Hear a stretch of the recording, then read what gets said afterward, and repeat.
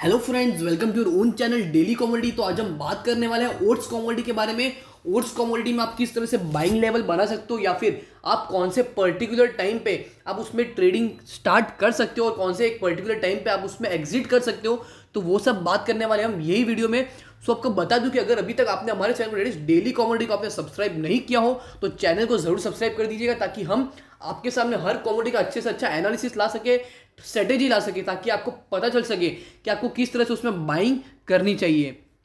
So let's begin. तो सबसे पहले हम देखेंगे कि आपको जो ओट्स कॉमोडिटी है आप उसमें बाइंग क्यों करोगे, मतलब ऐसे कौन कौन से रीजंस है, ऐसे कौन कौन से फैक्टर्स है जो कि आपको पता होने चाहिए before trading in oats commodity. So first reason is inflation hedge.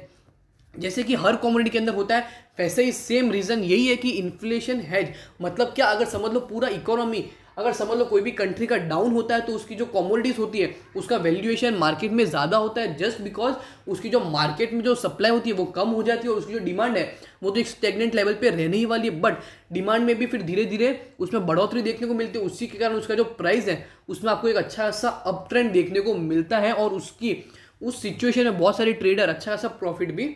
कमा लेते हैं। Second reason is speculate on demand growth. मतलब क्या, अगर समझ लो मार्केट में ओट्स की जो डिमांड है वो नॉर्मल कंडीशन में एक नॉर्मल लेवल पर ही चल रही है, let's say for an example 50 के लेवल पे उसकी जो डिमांड है वो चल रही है, बट एकदम से अचानक से उसकी जो डिमांड है उसमें आपको एकदम से हाइक देखने को मिला, डेट इज 60 70 75 के आसपास का उसमें आपको हाइक देखने को मिल रहा है। तो आपको सोचना चाहिए कि आपको कौन से पर्टिकुलर टाइम पे आप उस सिचुएशन में आपको उसमें एंट्री लेनी है और कौन से एक पर्टिकुलर टाइम पे आप उसमें एग्जिट कर सकते हो। तो ये पूरा डिपेंड होता है जो डिमांड इन फ्यूचर होने वाली है ओट्स कमोडिटी के, उसके ऊपर। And the third reason is portfolio diversification. अगर आप समझ लो कोई प्रीशियस कमोडिटी के अंदर आप निवेश करते हो, जैसे gold, silver, platinum, agriculture commodity के अंदर भी आपके पास बहुत सारे ऑप्शंस हैं, तो उन सब ऑप्शंस में से आपके पास एक ओट्स कमोडिटी के अंदर भी एक आपके पास एक ऑप्शन है कि आप उसमें भी आप ट्रेड लेकर अपना जो पोर्टफोलियो या फिर रिस्क है उसको डाइवर्सिफाई कर दो और अपना जो रिस्क मैनेजमेंट है वो आप उसको अच्छे से मैनेज करके रखो, आपको जो पोर्टफोलियो वो अच्छे से डाइवर्सिफाई भी हो जाए। सो अब हम बात करेंगे कि आपको ओट्स के जो मार्केट में फ्यूचर होते हैं, ट्रेड होते हैं, वो आपको मार्केट में आप उसमें किस तरह से बाइंग कर सकते हो। तो from the point of view of the CME, that is Chicago mercantile exchange की अगर मैं बात करूं तो उसके अंदर जो भी सेटलमेंट होता है वो होता है 5000 बुशेल्स के ऊपर या फिर 86 मेट्रिक टन्स ऑफ ओट्स आप उसमें मार्केट में बाइंग कर सकते हो। और जो एक्सपायरेशन मंथ जो कि अवेलेबल है CME के अकॉर्डिंग, तो वो है मार्च, मई, जुलाई, सेप्टेम्बर एंड दिसंबर। अगर आप सितंबर के एंड में अगर आप दिसंबर का एक प्राइस प्रिडिक्ट कर देते हो ओट्स का, फॉर एन एग्जांपल 1000 के आसपास अगर आप बाय करते हो, from the point of view of the from the example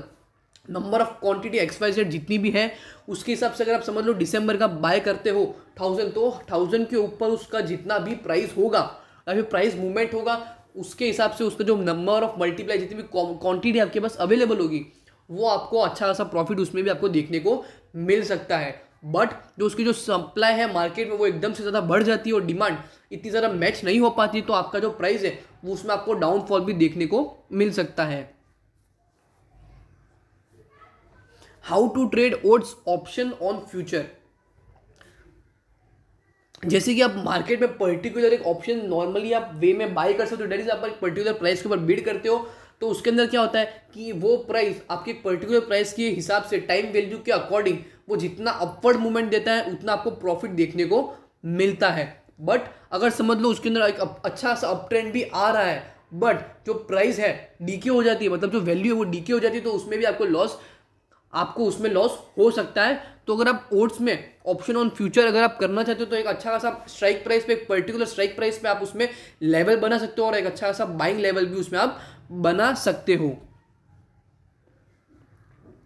how to trade oats ETF, that is exchange traded fund. तो एक्सचेंज ट्रेडेड फंड होता क्या, उसका एक तो हमने एक पर्टिकुलर वीडियो बना के रखा ही है, बट फिर भी जैसे कि आप गोल्ड कॉमोडिटी के अंदर आप ETF फंड मार्केट में आप बाय कर सकते हो और एक पर्टिकुलर टाइम के हिसाब से आप उसमें सेल भी कर सकते हो, उसी तरह आप ओट्स के अंदर भी एक पर्टिकुलर कॉमोडिटी आप नॉर्मली आप ETF फंड मार्केट में अवेलेबल होते हैं तो आप उसको भी बाय कर सकते हो और आप सेल भी कर सकते हो।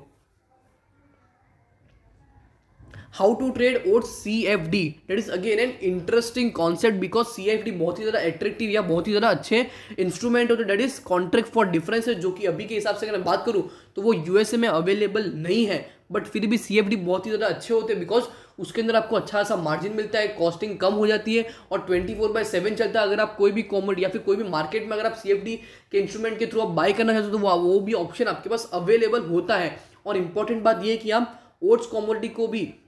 CFD के थ्रू बाय कर सकते हो, that is again a good indication. So hope करता हूं कि आपको ओट्स कॉमोडिटी का जो भी हमने एनालिसिस किया वो आपको अच्छे से समझ गया हो। अगर आपको वीडियो अच्छी लगी हो तो वीडियो को लाइक और शेयर जरूर कर दीजिएगा और चैनल को सब्सक्राइब करना ना भूलिएगा। So thank you.